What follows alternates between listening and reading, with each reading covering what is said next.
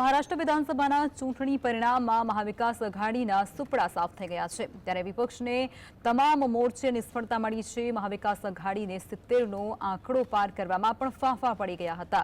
તો મહાવિકાસ આઘાડીની હાર કયા કારણોસર થઈ છે તેના પર નજર કરીએ તો આઘાડીના પક્ષો અલગ અલગ મોરચે લડતા દેખાયા હતા। આઘાડીમાં નેતૃત્વની પણ ઉણપ દેખાય છે તો કોઈ એક નેતાના હાથમાં આખા સંગઠનની કમાન ન હતી। મુખ્યમંત્રી કોણ બનશે તે અંગે પણ મહાવિકાસ આઘાડીમાં કોઈ સર્વસંમતિ ન જોવા મળી। આઘાડીના નેતાઓ સક્રિય પ્રચાર પણ ન કરી શક્યા। મરાઠી અસ્મિતાનો મુદ્દાને સમજવા માટે મહાવિકાસ આઘાડી થાપ ખાઈ ગઈ। આઘાડીના ચૂંટણી ઢંઢેરામાં કોઈ નવા મુદ્દા પણ નહોતા જોવા મળ્યા। મહાયુતિના જ નીતિઓને ઝલક તેમાં દેખાતી હતી। આઘાડીએ ખેડૂતોના મુદ્દાને મહત્વ ન આપ્યું, સાથે જ આદિવાસી, દલિત, મુસ્લિમ અને કણબી સમાજના મુદ્દાઓને પણ એટલું મહત્વ આપવામાં પણ પાછળ રહી હતી।